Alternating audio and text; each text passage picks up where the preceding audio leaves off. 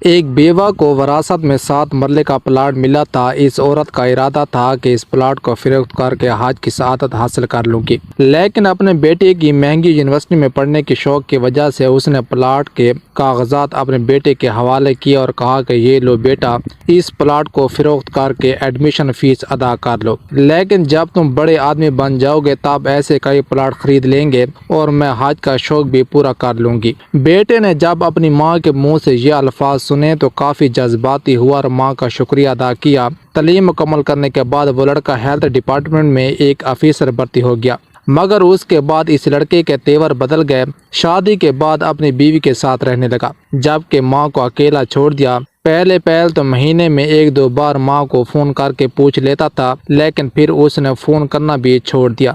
ایک دن اسے اطلاع دی گئی کہ تمہاری ماں کی آخری سانسیں چل رہی ہیں اور وہ ہسپتال میں ایڈمٹ ہے۔ کافی عرصے بعد اچانک اسے ماں کی یاد آئی، وہ بھاگا، چلایا۔ بیوی نے اسے روکنے کی کوشش کی تو بیوی کو تھپڑ مارا۔ بھاگتا ہوا ہسپتال میں داخل ہوا۔ آپریشن تھیٹر کے دروازے پر پہنچا تھا کہ بوڑھی ماں نے ڈاکٹر سے کہا کہ جب میری موت کا وقت قریب ہو اور میری روح نکلے تب۔ عمر صاحب سکول ٹیچر تھے۔ جب اس کی سروس کے 26 سال مکمل ہونے لگے تب اس نے اپنی بیگم سے مشورہ کیا کہ اب میں مزید نہیں پڑھا سکتا، لہٰذا میرا ارادہ ہے کہ سروس کے 30 سال مکمل ہونے پر میں ریٹائرمنٹ لے لوں۔ پینشن سے ملنے والی رقم سے چھوٹا موٹا کاروبار کر لوں گا یا پھر ایک دکان کھول لوں گا۔ بیوی نے کہا کہ جیسا آپ مناسب سمجھے، مگر میری خواہش ہے اگر ہو سکے تو وہ پوری کر لیں۔ مجھے آپ سے اور کچھ نہیں چاہیے، بس ایک بات اگر آپ میری پوری کر لیں۔ عمر صاحب نے بیوی سے کہا کہ کیا کہنا چاہ رہی ہو، تو اس نے بتایا کہ میری دلی خواہش تھی کہ شادی کے بعد میں حج کی سعادت حاصل کروں۔ اس پر عمر صاحب مسکرا کر کہنے لگے کہ میری بھی یہی دل کی خواہش ہے اور پینشن ملنے پر سب سے پہلا کام بھی میں یہی کروں گا۔ تم اس لحاظ سے بے فکر ہو۔ یہ سن کر مسز عمر بہت خوش ہوئی اور اس نے اللہ تعالیٰ کا شکریہ ادا کیا کہ اللہ تعالیٰ نے اسے اتنا اچھا ساتھی دیا جو کہ اس کی خواہش کا احترام کرتا ہے۔ یہ عمر صاحب کی سروس کا آخری سال تھا جب 4تھی جماعت کا بچہ مسلسل دیر سے آتا تھا۔ حالانکہ عمر صاحب کئی دفعہ اسے اس بات کی سزا دے چکے تھے، مگر اس کے باوجود لڑکی کی عادات میں کسی قسم کی تبدیلی نہ آئی۔ عمر صاحب بہت نفیس آدمی تھے اور اپنی سروس کے دوران کبھی بھی اس نے کسی لڑکے کو سزا نہیں دی تھی، لیکن یہ کمران ہی تھا جس نے اسے سزا دینے پر مجبور کر دیا تھا۔ بقول عمر صاحب کے اس نے اپنی زندگی میں اتنا ہڈ حرام اور ضدی لڑکا نہیں دیکھا تھا جتنی اسے سزا دی گئی۔ اس کی عادات میں کسی قسم کی تبدیلی نہ آ سکی۔ اتنی چھوٹی عمر میں وہ بڑی عجیب نظروں سے اپنے استاد کو دیکھتا تھا۔ جب اس کے ہاتھ پر چھڑی ماری جاتی تب ہاتھ پیچھے نہیں کرتا تھا اور نہ ہی اپنے تاثر سے یہ محسوس ہونے دیتا تھا کہ اسے درد ہوا ہے۔ ایسے محسوس ہوتا تھا کہ استاد کی ساری سزا بیکار جا رہی ہے اور اسے کسی قسم کا اثر نہیں ہوتا تھا۔ اسی وجہ سے اکثر استاد اسے شدید سزا دینے پر مجبور ہو جاتے تھے۔ آج صبح عمر صاحب جیسے ہی اپنے گھر سے نکلے تو ایک عجیب منظر اس نے دیکھا۔ یہ کمران ہی تھا جو کہ منڈی میں موجود تھا۔ منڈی سے جو لوگ بھی پھل اور سبزیاں خرید کر جاتے، کچھ سبزیاں لوڈ اور ان لوڈ بھی ہوتی تھیں تو وہ گرے ہوئے پھل اور سبزیاں اٹھا لیتا۔ کچھ خدا ترس لوگ اسے سبزیاں اور پھل اٹھانے دیتے، جبکہ کچھ لوگ اس کو سزا دیتے کہ اس نے گری ہوئی سبزیاں اور پھل کیوں اٹھائے۔ خیر جیسے بھی وہ پھل اور سبزیاں اکٹھی کر کے سڑک کے کنارے بیٹھ جاتا تھا اس انتظار میں کہ لوگ اس سے سبزیاں اور پھل خرید لیں گے۔ وہ اس وقت تک سڑک کے کنارے موجود رہتا جب تک اس کی تمام سبزیاں اور پھل فروخت نہ ہو جاتے۔ پھر پیسے لے کر وہ ایک میڈیکل سٹور پر گیا، کچھ ادویات خریدیں، گھر کا تھوڑا سا راشن بھی خرید کر وہ واپس گھر جاتا۔ عمر صاحب خاموشی سے اس کا پیچھا کر رہا تھا۔ گھر جا کر وہ ادویات اور راشن گھر رکھ کر اپنا بستہ اٹھاتا تھا اور سکول کی جانب دوڑ پڑتا۔ آج اس لڑکے کا پیچھا کرتے ہوئے عمر صاحب خود بھی سکول سے لیٹ ہو چکے تھے، مگر آج اسے اس لڑکے کے بارے میں حقیقت معلوم ہو چکی تھی کہ وہ سکول ہمیشہ لیٹ کیوں آتا ہے۔ عمر صاحب نہیں جانتے تھے کہ اس کی ماں بیمار ہے یا پھر باپ، لیکن اس چھوٹی سی عمر میں وہ کسی نہ کسی کی کفالت ضرور کر رہا تھا۔ کمران ڈرتا ہوا سکول میں داخل ہوا تو آج عمر صاحب نے اسے اپنے پاس بلایا، ان کے ہاتھوں کو چوما جو چھڑیاں کھا کر سخت ہو چکے تھے اور لال ہو چکے تھے۔ پوری کلاس حیران تھی کہ آج سر کو کیا ہو گیا ہے۔ کہنے لگا کہ بیٹا مجھے معاف کر دینا، میں حقیقت سے ناواقف تھا۔ چھٹی کے بعد عمر صاحب کمران کو اپنے ساتھ لے گئے۔ کمران نے عمر صاحب کو بتایا کہ اس کی ماں سخت بیمار ہے اور اس کا باپ انتقال کر چکا ہے۔ گھر میں کمانے والا اور کوئی نہیں، بہنیں بھی اس سے چھوٹی ہیں، لہٰذا وہ خود ہی ذمہ داری اٹھاتے ہوئے روزانہ منڈی میں جاتا ہے، وہاں سے پھل اور سبزیاں گرتی ہوئی اکٹھی کرتا ہے، سڑکوں کے کنارے فروخت کر کے 4 پیسے کما کر ان سے راشن اور ادویات وغیرہ خرید لیتا ہے۔ اس واقعے کے بعد عمر صاحب نے کبھی بھی کمران کو سزا نہ دی۔ ہر ماہ اپنی تنخواہ میں معقول حصہ وہ کمران کے حوالے کر دیتا تاکہ تاکہ اب اسے منڈی جانے کی ضرورت نہ پڑے۔ گھر آ کر عمر صاحب نے اس واقعے کا تذکرہ اپنی بیوی سے کیا اور کہا کہ سروس کے آخری سال مجھ سے بہت بڑی غلطی ہونے والی تھی۔ میں کبھی اپنے آپ کو معاف نہ کر پاتا اگر اس بچے کی حقیقت نہ جان پاتا۔ میں اسے کافی عرصے سے مار رہا تھا بغیر وجہ جانے کے کہ وہ لڑکا کن مشکلات میں گھرا ہوا ہے۔ میں تو یہ بھی نہیں جانتا تھا کہ وہ یتیم ہے، بجائے اس کا سہارا بننے کے میں بس اسے سزا دیا جا رہا تھا۔ مسز عمر نے اپنے شوہر کو تسلی دی اور کہا کہ آپ نے زندگی میں کبھی کسی کا دل نہیں دکھایا، کبھی کسی کے ساتھ زیادتی نہیں کی، اور اس معاملے میں اللہ تعالیٰ آپ کو کیسے اکیلا چھوڑ سکتا تھا۔ اس لیے اللہ تعالیٰ اس لڑکے کی حقیقت آپ کے سامنے لایا۔ آج سر عمر کا سکول میں آخری دن تھا، وہ ریٹائر ہونے جا رہے تھے۔ تمام بچے بہت ایموشنل تھے، وہ سر سے بہت محبت کرتے تھے، لیکن سب سے زیادہ دکھی کمران تھا۔ حالانکہ سر نے کمران کو بہت مارا تھا، لیکن یہ بچے کا ظرف تھا کہ وہ جانتا تھا کہ سر مجھ سے ناواقف تھا۔ میں نے اپنی حقیقت سر کو بتائی ورنہ وہ مجھے مارتے رہتے۔ سر عمر کا بیٹا سلمان اس وقت 9 جماعت میں پڑھ رہا تھا۔ اب ماسٹر صاحب نے اپنی تمام تر توجہ اپنی بیٹی کے تعلیم پر لگا دی، کیونکہ سلمان ان کا اکلوتا بیٹا تھا اور دونوں اپنے بیٹے سے بہت زیادہ محبت کرتے تھے۔ ریٹائر ہونے کے بعد سر عمر صاحب سے پہلے اپنی بیوی کی خواہش پورا کرنا چاہتے تھے، لہٰذا مزید دیر کیے بغیر وہ اپنی پنشن لینے کے لیے روانہ ہوئے۔ پیسے لے کر وہ بینک سے واپس آ رہے تھے کہ ایک موٹر سائیکل سوار لڑکے نے ویران سڑک پر عمر صاحب کو روکا، اسے پسٹل دکھا اور پھر بیگ لے کر بھاگ گیا۔ عمر صاحب اسے آواز دے رہے تھے کہ بیٹا میرے ساتھ ایسا مت کرو، یہ میری 30 سال کی محنت کی کمائی ہے، مگر لڑکے نے پیچھے مڑ کر نہ دے کر وہاں سے فرار ہو گیا۔ عمر صاحب خالی ہاتھ واپس گھر آ رہے تھے، اس کی طبیعت راستے میں خراب ہو رہی تھی۔ بڑی مشکل سے وہ بیگ چلا رہے تھے کیونکہ اس کا سب کچھ لوٹ چکا تھا۔ اس رقم سے اس نے حج کرنا تھی اور چھوٹا موٹا کاروبار بھی کرنا تھا، مگر اب اس کے تمام سپنوں پر پانی پھر چکا تھا۔ وہ جیسے ہی گھر کے دروازے پر پہنچے تو گیٹ پر گر گئے۔ اس کی بیوی امبا نے جب دیکھا کہ اس کا شوہر گرا ہوا ہے تو وہ روتی ہوئی آئی، اپنے شوہر کو سنبھالا۔ سلمان اس وقت گھر میں ہی موجود تھا، جلدی سے پانی لے کر آیا، اپنے باپ کو پانی پلایا۔ وہ نہیں جانتے تھے کہ کیا معاملہ پیش آیا ہے۔ جب تھوڑا سا ہوش آیا تو امبا نے اپنے شوہر سے دریافت کیا کہ کیا ہوا آپ کو۔ تب عمر صاحب نے اپنی بیوی اور سلمان کو بتایا کہ ویران سڑک کو دیکھتے ہوئے ایک ڈاکو نے میرا راستہ روکا اور پیسے لے کر بھاگ گیا، ساتھ میں میرا بٹوا بھی لے گیا جس میں میرا شناختی کارڈ تھا۔ یہ خبر سن کر امبر کے تو جیسی دنیا ہی لٹ چکی تھی، وہ بھی بہت زیادہ پریشان ہوئی، جبکہ سلمان ابھی کم عمر تھا۔ وہ نہیں سمجھتا تھا کہ اس کے باپ کی 30 سال کی محنت کی کمائی گئی ہے۔ عمر صاحب کے پڑوس میں اس کے ایک دوست تھے جو اسے پولیس اسٹیشن لے گئے، مگر وہ آگے سے عجیب و غریب سوال کرنا شروع کر دیتے جس کی وجہ سے عمر کی پریشانی میں اضافہ ہوا۔ اس نے اپنے دوست سے کہا کہ پولیس والوں سے کچھ نہیں ہوگا، شاید میری قسمت میں یہ نقصان لکھا ہوا تھا جو کہ ہو گیا، اب میں کچھ نہیں کر سکتا۔ دوست نے اسے تسلی دی کہ پریشان ہونے کی ضرورت نہیں، اللہ سب بہتر کرے گا۔ ایک ہفتہ گزر چکا تھا اور اب عمر صاحب تقریباً اس بات سے آگاہ ہو چکے تھے کہ اس کی پینشن کے پیسے اب واپس آنے والے نہیں۔ اگر پولیس والوں نے کسی قسم کی کارروائی کی ہوتی تو آج وہ مجرم کو پکڑنے میں کامیاب ہو جاتے، لیکن نہیں، وہ بھی الٹا مجھ سے رشوت مانگتے تھے کارروائی کرنے کی، حالانکہ یہ ان کی ڈیوٹی تھی۔ ایک ہفتے بعد ان کے گھر کے باہر کسی نے دستک دی۔ عمر صاحب اس وقت ناشتہ کر رہے تھے۔ اس نے سلمان سے کہا کہ جا کر باہر چیک کرو کون ہے دروازے پر۔ سلمان دروازے پر گیا تو دیکھا کہ ایک ڈاکیا کھڑا ہے، اس کے ہاتھ میں خط تھا۔ سلمان نے وہ خط اپنے باپ کے حوالے کیا۔ ماسٹر صاحب وہ خط دیکھ کر حیران ہوئے کہ اس کا تو کوئی رشتہ دار بھی نہیں، تو یہ خط کہاں سے آیا اور کیوں آیا؟ خط کھول کر پڑھا تو اس میں لکھا تھا کہ عمر صاحب میں آپ کا مجرم ہوں، امید ہے خط پڑھنے کے بعد آپ مجھے معاف کر دیں گے۔ میری ماں ہسپتال میں ایڈمٹ تھی جب اس کا آپریشن ہونا تھا، میرے پاس آپریشن کے پیسے نہیں تھے، مجبوراً یہ قدم اٹھانا پڑا، مگر آپ کو لوٹنے کے بعد میں جیسے اسے لے کر ہسپتال پہنچا تو کسی خدا ترس ڈاکٹر نے بغیر معاوضے کے میری ماں کا آپریشن کیا تھا۔ میری ماں صحت یاب ہو چکی ہے اور اسے نئی زندگی مل چکی ہے، اب یہ پیسے میرے کسی کام کے نہیں، لہٰذا امانت کے طور پر ان پیسوں کو رکھ لیا۔ کچھ دن انتظار کیا تاکہ پولیس مجھے پکڑ نہ لے۔ آپ کی امانت میرے پاس پڑی ہے، آپ خط میں بتائے گئے پتے پر پہنچ کر اپنی رقم واپس لے سکتے ہیں۔ خط پڑھ کر عمر صاحب ناشتہ کرنا ہی بھول گئے اور جلدی سے بیگ نکال کر بتائے گئے ایڈریس پر روانہ ہوئے۔ یہ ایک ویران جگہ تھی اور عمر صاحب حیران تھے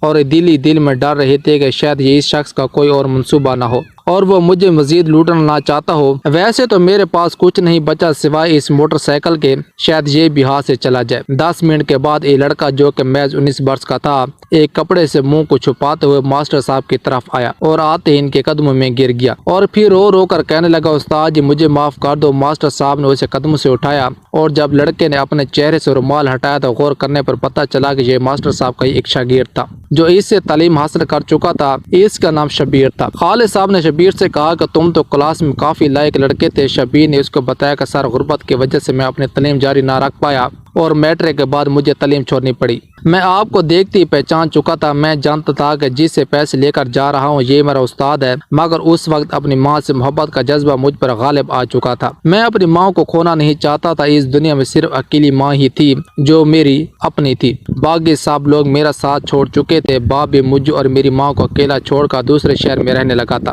جو دوستی کا دعویٰ کرتے تھے مشکل کی اس گھڑی میں وہ بھی میرا ساتھ چھوڑ چکے تھے، یہ قدم اٹھانا پڑا۔ ماسٹر صاحب نے ان پیسوں میں سے 60,000 اس لڑکے کے حوالے کیے، اس نے لینے سے انکار کیا تو ماسٹر صاحب نے ڈانٹتے ہوئے کہا یہ ایک استاد کا حکم ہے لہٰذا پیسے لے لو۔ پیسے لے کر وہ واپس گھر آیا، یہ شام کا وقت ہو چکا تھا۔ آج رات ماسٹر صاحب نے گھر میں گزارنی تھی اور صوبائی وزیر پاسپورٹ وغیرہ کے لیے ایک ایجنسی سے رابطہ کرنا تھا۔ ماسٹر صاحب حج کی درخواست دے چکے تھے، وہ خوش تھے کہ اس کا اور اس کی بیوی کا سپنا پورا ہونے والا ہے، لیکن ابھی بھی ان کا امتحان باقی تھا۔ آدھی رات کو ڈاکو گھر میں آئے، پتہ نہیں کسی نے ماسٹر صاحب کی مخبری کی تھی کہ وہ پیسے واپس لے کر گھر لوٹ چکے ہیں۔ یہ 3 لوگ تھے جنہوں نے اپنے چہرے چھپائے ہوئے تھے، انہوں نے سلمان کے سر پر پسٹل رکھ کر کہا کہ پیسے ہمارے حوالے کرو ورنہ تمہارے بچے کو مار دیں گے۔ ماسٹر صاحب لرز رہے تھے، ان کی منت کر رہے تھے کہ میرے بیٹے کو چھوڑ دو، میں پیسے لے کر ابھی آتا ہوں۔ صندوق میں سے پیسے نکالے، پیسوں کا تھیلا ان کے حوالے کیا تو انہوں نے سلمان کو چھوڑ دیا اور پھر گھر سے فرار ہو گئے۔ پیسے واپس لینے کی خوشی بہت عارضی ثابت ہوئی اور ماسٹر صاحب دوبارہ غم میں ڈوب گئے۔ وہ ابھی رو رہے تھے کہ گلی میں شور بلند ہوا۔ شور اتنا زیادہ تھا کہ ماسٹر صاحب جلدی سے گھر کے باہر نکلے۔ گھر کے ساتھ والی سڑک پر انہوں نے دیکھا کہ ایک آدمی کی لاش پڑی ہے جبکہ لوگ اس کے ارد گرد جمع تھے۔ ماسٹر صاحب نے جا کر دیکھا تو تینوں میں سے ایک ڈاکو کے ساتھ حادثہ پیش آ چکا تھا، ایک ٹرک نے اسے کچل دیا تھا جبکہ باقی 2 ساتھی بھاگ چکے تھے، اور جو ڈاکو مارا گیا تھا اس کے ہاتھ میں تھیلا بھی تھا۔ ماسٹر صاحب نے وہ تھیلا وہاں سے لیا، تمام لوگوں کو یہ بتایا کہ یہ میرے گھر سے چوری کر کے بھاگے تھے۔ اس سال شاید حج ماسٹر صاحب اس کی بیوی کی قسمت میں نہیں تھا اور ان کی حج کرنے کی درخواست کینسل ہو گئی تھی۔ قرآن انداز میں ان کا نام نہیں تھا۔ اس نے اپنی بیوی کو تسلی دی کہ اللہ نے چاہا تو اگلے سال ہماری درخواست ضرور قبول ہوگی۔ ہر ایک امتحان کے بعد ماسٹر صاحب کو دوسرا امتحان شروع ہو جاتا۔ وہ اگلے سال بے تابی سے حج کی سعادت حاصل کرنے کا انتظار کر رہے تھے کہ ماسٹر صاحب کے ایک دوست نے اسے مشورہ دیا کہ شہر میں ایک پلاٹ خرید لیتے ہیں، میری ایک پراپرٹی ڈیلر سے بات بھی ہوئی ہے، اس سلسلے میں دونوں مل کر 40 لاکھ کا یہ پلاٹ خرید لیتے ہیں اور اگلے سال منافع پر یہ پلاٹ فروخت کر دیں گے۔ ماسٹر صاحب کو دوست کا یہ مشورہ کافی حد تک پسند آیا، ویسے بھی اسے فی الحال پیسوں کی اتنی زیادہ ضرورت بھی نہیں۔ دونوں دوستوں نے مل کر وہ پلاٹ خرید لیا، لیکن ان کے سر پر آسمان تاب ٹوٹ پڑا جب پتہ چلا کہ وہ ایسا پلاٹ تھا جس پر عدالت نے آرڈر جاری کیا تھا۔ یہ ایک متنازع زمین تھی جس پر مافیا کا قبضہ تھا۔ پراپرٹی ڈیلر بہت سارے لوگوں سے پیسے بٹور کر یہ ملک چھوڑ کر دبئی چلا گیا تھا۔ خالد صاحب بہت پریشان ہوئے اور اپنے دوست کے گھر گئے، اس سے کہا کہ یار میں نے تمہارے مشورے پر ہی یہ پلاٹ خریدا تھا، لیکن اب ہم ایک نئی مصیبت میں پھنس چکے ہیں، ہمارے پیسے بھی ایک ایسے شخص کے پاس ہیں جو کہ یہ ملک چھوڑ چکا ہے اور یہ پلاٹ بھی ہمارے ہاتھ سے چلا گیا۔ بعد میں پتہ چلا کہ پراپرٹی ڈیلر نے صرف ماسٹر صاحب اور اس کے دوست کے ساتھ دھوکہ نہیں کیا تھا بلکہ شہر کے 10 لوگوں کو انہوں نے بے وقوف بنایا تھا۔ سب مل کر اس کے گھر گئے جبکہ اس کے والدین اور بھائی گھر میں موجود تھے۔ عمر صاحب اور اس کے دوست سے پہلے 40 سے زیادہ لوگ موجود تھے جو کہ اس کے والدین سے اس بات کا مطالبہ کر رہے تھے کہ آپ کے بیٹے نے ہمارے ساتھ دھوکہ کیا ہے اور تمام لوگوں کے پیسے لے کر فرار ہو چکا ہے۔ اس کے باپ نے مسکراتے ہوئے کہا کہ کیسا بیٹا، وہ میرا بیٹا ہی نہیں، میں نے تو کب سے اس سے لاتعلقی کا اعلان کر دیا ہے اور سارا محلہ اس بات کا گواہ ہے۔ یہ سن کر عمر صاحب اور اس کے دوست کی پریشانی میں اضافہ ہوا اور انہیں اپنے پیسے ہوا میں نظر آ رہے تھے جو کہ کبھی بھی واپس نہیں آ سکتے تھے۔ اسی دوران 4 سال کا عرصہ گزر چکا تھا۔ عمر صاحب اب بچوں کو ٹیوشن پڑھا کر گھر کا نظام چلا رہے تھے، حالانکہ یہ عمر اس کے آرام کرنے کی تھی۔ ساری زندگی وہ اسکول میں بچوں کو پڑھاتے رہے، اب ریٹائرمنٹ کے بعد بھی وہ سخت محنت کر رہے تھے، اکیڈمی اور اسکول میں بچوں کو پڑھا رہے تھے اور رات تک ٹیوشن بھی پڑھاتے تھے، جبکہ اس کی بیوی امبر سلائی کڑھائی کر کے 4 پیسے کما لیتی تھی۔ عمر صاحب حد سے زیادہ محنت کر رہے تھے، لہٰذا ان حالات میں سلمان نے اپنی تعلیم جاری رکھی۔ والدین کے حالات کو دیکھتے ہوئے ایک بار سلمان نے کہا تھا کہ میں مزید نہیں پڑھنا چاہتا، لیکن اس کی ماں نے اور عمر صاحب نے اسے نصیحت کی کہ وہ اپنی پڑھائی جاری رکھے۔ عمر صاحب کو دل کا دورہ پڑا اور وہ فوت ہو گئے۔ کیونکہ وہ اس گھر کے سربراہ تھے۔ اب امبر ماں اور باپ دونوں بن کر اپنے بیٹے کو پال رہی تھی، ساتھ ساتھ اس کی تعلیم بھی جاری رکھی ہوئی تھی۔ FA کی تعلیم حاصل کرنے کے بعد سلمان نے ایک اعلیٰ یونیورسٹی میں پڑھنے کی خواہش کا اظہار کیا، مگر وہ جانتا تھا کہ اس یونیورسٹی کے اخراجات اس کے پاس نہیں اور نہ ہی اس کی ماں کے پاس ہیں۔ وہ مایوس شکل بنا کر ماں کے سامنے آئے اور کہا کہ میں فلاں یونیورسٹی میں پڑھنا چاہتا ہوں۔ ماں نے کہا کوئی بات نہیں بیٹا، اپنا شوق پورا کر لو۔ یہ سن کر وہ حیران اور ماں سے پوچھنے لگا کہ پیسوں کا بندوبست کیسے ہوگا، کیونکہ اس یونیورسٹی میں سیمسٹر کی فیس کافی زیادہ ہے۔ ماں نے کہا کہ بیٹا مجھے وراثت میں 7 مرلے زمین ملی تھی۔ ماں نے اس زمین کے کاغذات بیٹے کے حوالے کیے اور کہا کہ جا اپنا شوق پورا کر لے۔ میں نے سوچ رکھا تھا کہ اس زمین کو فروخت کر کے حج کروں گی، لیکن کوئی بات نہیں، جب تم بڑے آدمی بن جاؤ گے تب اس طرح کے کئی پلاٹ خرید لیں گے اور میں حج کا شوق بھی پورا کر لوں گی۔ بیٹے نے اپنی تعلیم جاری رکھی اور 7 مرلے کے اس پلاٹ کو فروخت کیا اور اس ادارے میں اپنا ایڈمیشن کروایا۔ سلمان کی ماں نے سلائی کڑھائی جاری رکھی اور خوب محنت کی۔ یونیورسٹی کے تعلیم کے بعد اسے ایک اچھی سی جاب ملی اور یوں برے دنوں کا خاتمہ ہوا۔ چند عرصے بعد یہ خوشی ماں کے لیے عارضی ثابت ہوئی، کیونکہ اس نے پسند کی شادی کی اور پھر ماں کو چھوڑ کر بیوی کے ساتھ علیحدہ گھر میں رہنے لگا۔ اس وقت اس کی ماں کو اس کے مرحوم شوہر کی طرف سے صرف 8,000 روپے ماہانہ پینشن ملتی تھی۔ 8,000 کے رحم و کرم پر ماں کو چھوڑ کر وہ اپنی محسن ماں سے علیحدہ ہو گیا۔ اس کے اپنے گھر میں گاڑی سے لے کر ایئر کنڈیشنر تک ساری سہولیات موجود تھیں، جبکہ اس کی ماں گرمی میں اب بھی کپڑوں کی سلائی کر رہی تھی۔ ان حالات میں بھی امبر کے منہ سے اپنے بیٹے کے لیے بد دعا نہ نکلی تھی، کیونکہ وہ اب بھی اپنے بیٹے سے بے انتہا محبت کرتی تھی، مگر اب اس کی ماں بیمار ہو چکی تھی، وہ بستر سے لگ چکی تھی۔ بیماری کی حالت میں بھی اس نے کبھی اپنی ماں کی تیمارداری نہ کی تھی اور نہ ہی فون کر کے پوچھا تھا۔ طبیعت زیادہ خراب ہوئی تو ہمسائے اسے ہسپتال لے گئے اور اس طرح اس کو اطلاع دی گئی کہ اس کی ماں ہسپتال میں آخری سانسیں لے رہی ہے، اگر ماں کو زندہ حالات میں آخری بار دیکھنا چاہتی ہو تو فلاں ہسپتال آ جاؤ۔